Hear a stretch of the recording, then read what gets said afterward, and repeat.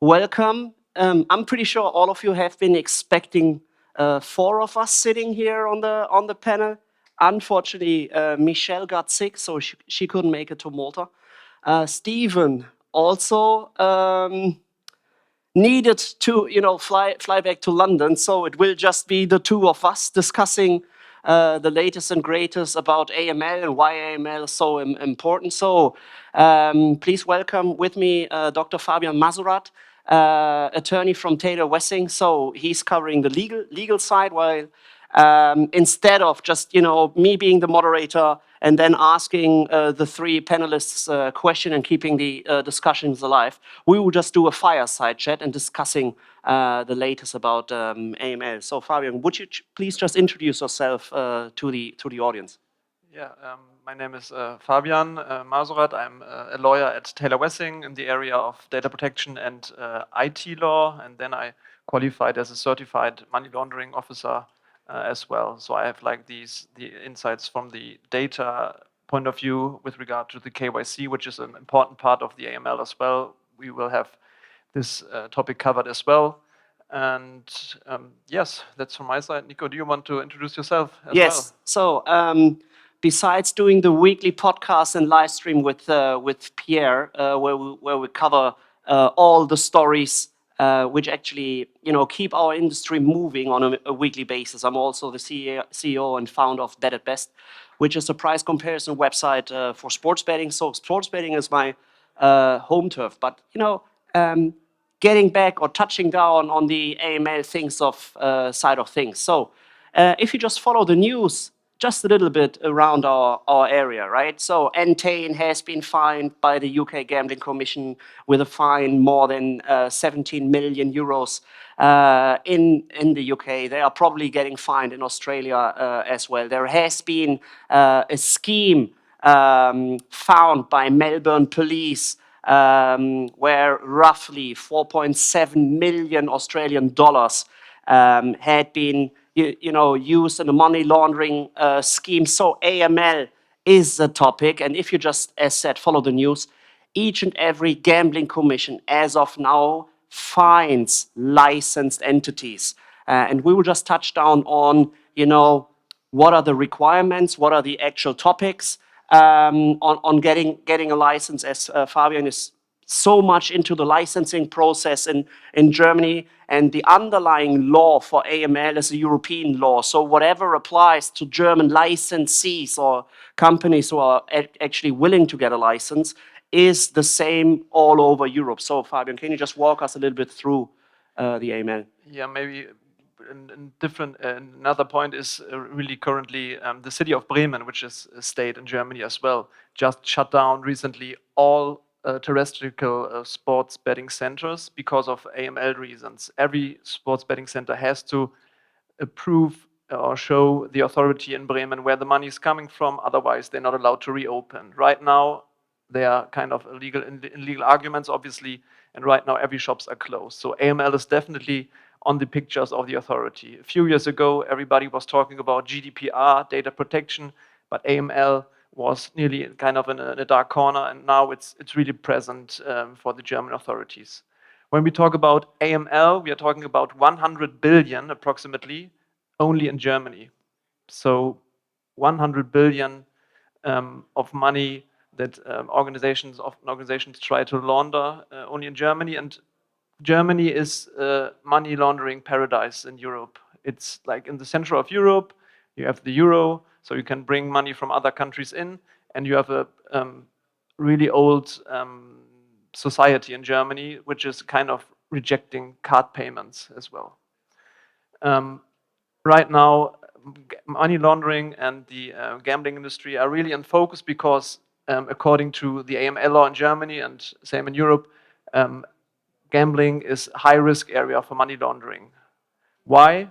We have a lot of amounts, sometimes often small or high amounts, fast in, fast outs, different bank accounts, and you have the beauty of sometimes betting on one team, win, lose, or draw, and it's still attractive to launder money. Because when we're talking about laundering money, organizations accept a cut of nearly 50%. That's still attractive for them. And when you see certain sports betting results, it's still attractive to bet on all the results. That's why it's highly in focus right now. Or to just give you another example, as stated during the AML findings in Melbourne. So what they actually did, it was a scheme involving at least 3 parties. So one of the parties was running a betting shop, and as soon as a winner came to that betting shop with a winning ticket, he got paid in cash. So the winner was happy because he obviously got the cash for his winning ticket. But then this winning ticket has been used to actually get the money in an official way with a receipt that money amount XYZ is based on a winning ticket in sports betting. So this is another way how you can actually use sports betting to actually launder money. And as we're all talking about getting licenses, especially getting ourselves and the overall industry out of this kind of dark niche, especially if you just take a look at into the US. We are speaking about big companies like the DraftKings, the Flutters, etc.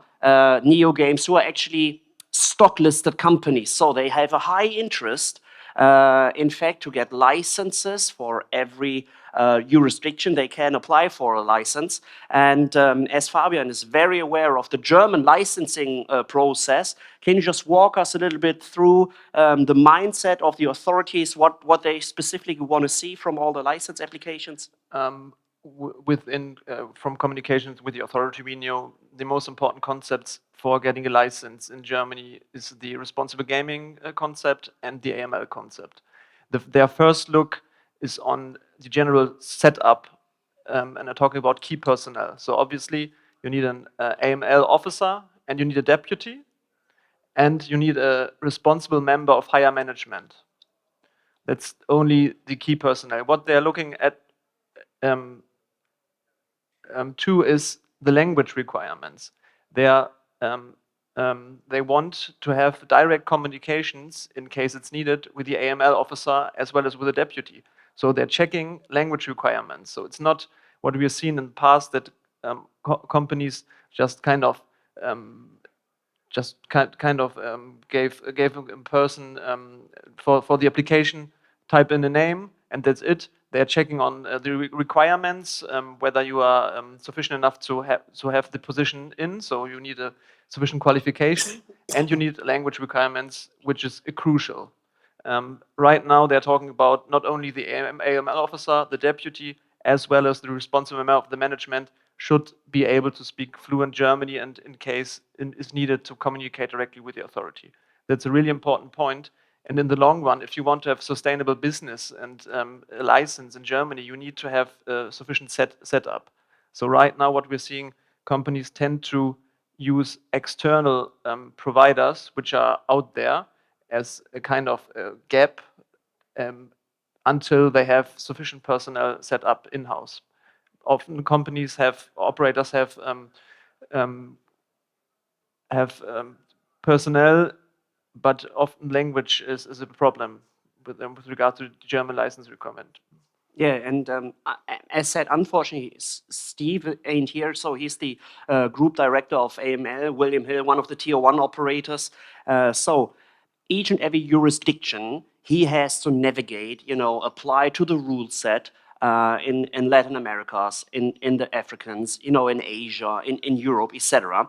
And I just had a chat with him yesterday, what he's focusing on the most. First of all, as Fabian already pointed out, he needs to have an MLRO, which is the person in charge at each and every jurisdictions, and they are direct reports to him. And when I just asked him, okay, Stephen, so what is the one authority or one jurisdiction you would just copy and paste and apply this one to each and every other jurisdiction?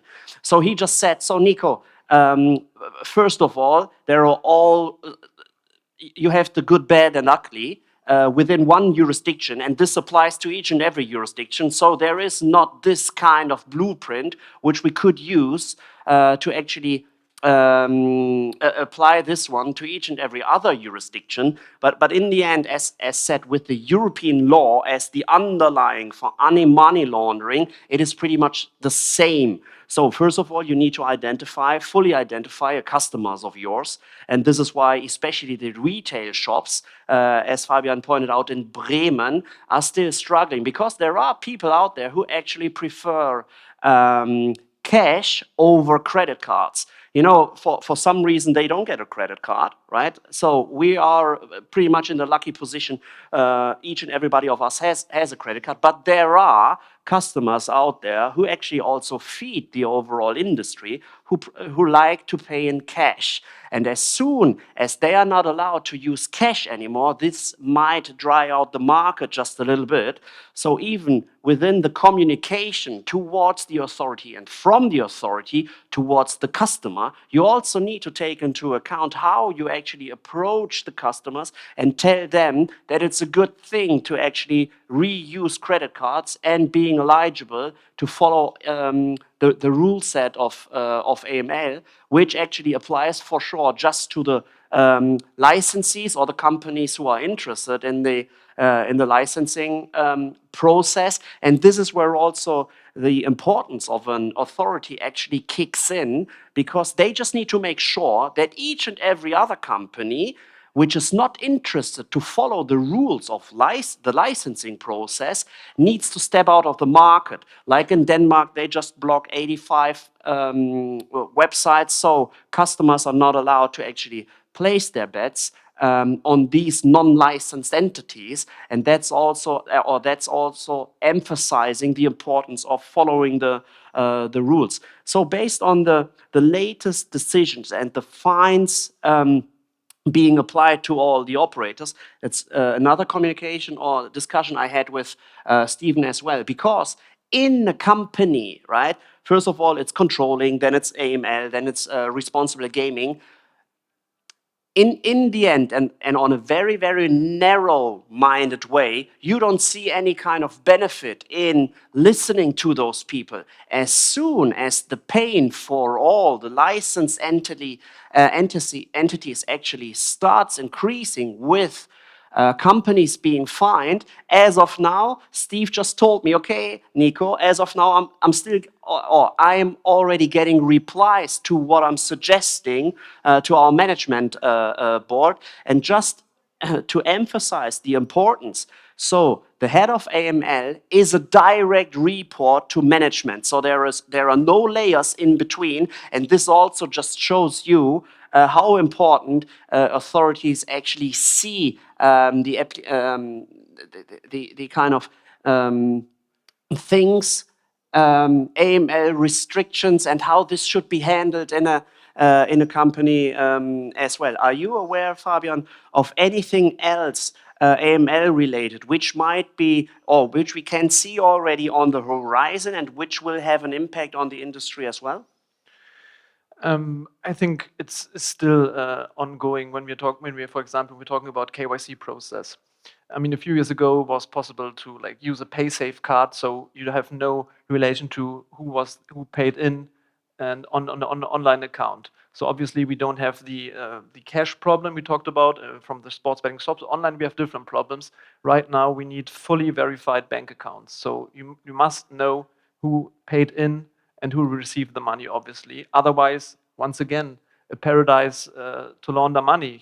You pay high amounts in, different account out. So you need a fully verified bank account. That's important, and you can only accept payments where you know where the money is coming from. I think another point in this regard is we see this development in Great Britain, talking about credit cards, for example, gaming on credit, so to speak. Right now, credit cards, it's possible to pay in with credit cards, but what is the idea behind it?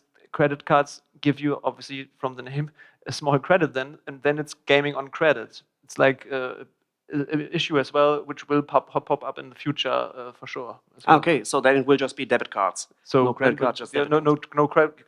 Exactly, no credit cards, debit cards. Right now, We are in the gray zone in between. But when you think about it, you can gamble on credit with your credit card. So no. So in the future, I assume there will be only debit cards allowed, for example. Okay.